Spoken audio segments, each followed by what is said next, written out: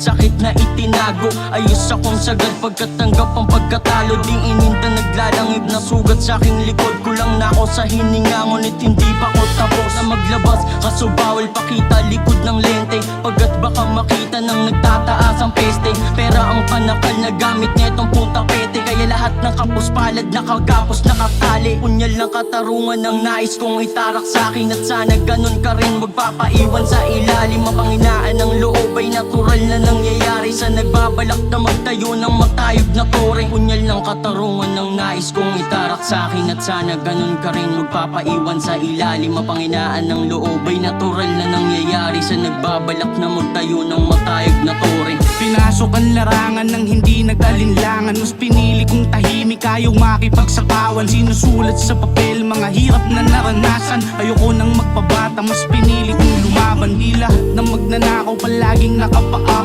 yung iba nakabarong, minsan nakakubata pa. Habang kami lubog sa putik na parang magsasaka, pag mayaman nagkasala agad na nawawala. Mahihirap lang palaging naiiwan sa baba, kaya kayo ay makinig at malinawan sa tula na pag sinabing dukha, isang kahig isang tuha. Nakikipagsapalaran to palagi parang daga, kaya wag mo nang hahayaan na mas lalong lumala. Sipagan mo lang palagi, idaan mo sa tiyaga, tatagan mo lang sa biyahe, ipakita sa madla na balang araw magbubunga, inanin mo na punla. Di natin alam kailan na dadating, panganib laging tanggapin, humiling dumating yung tamang panahon niya. Di natin alam kailan tayo makakahol ng liwanag, kung ituring ang ganda ng kalikasan. Kung mananahimik ka, marami kang matututunan. Nakaupo sa mataas, ulitin ko di malakas, di na para makipaglaro. Sanay na ngang matalo, di na rin mabibigla. Kung dumating na yung panalo, ibibitaw ito, ipapakita ko ng klaro. Mga F na sa taas, nakasampa sila sa baso, puro tusok at suka, wala naman silang buga. Bumabaga yung apoy, susunugin malala hanggang sa maging abo, at ito mawawala. Idudura, ibibitaw, halimuyak maginaw, daming ebes na hilaw.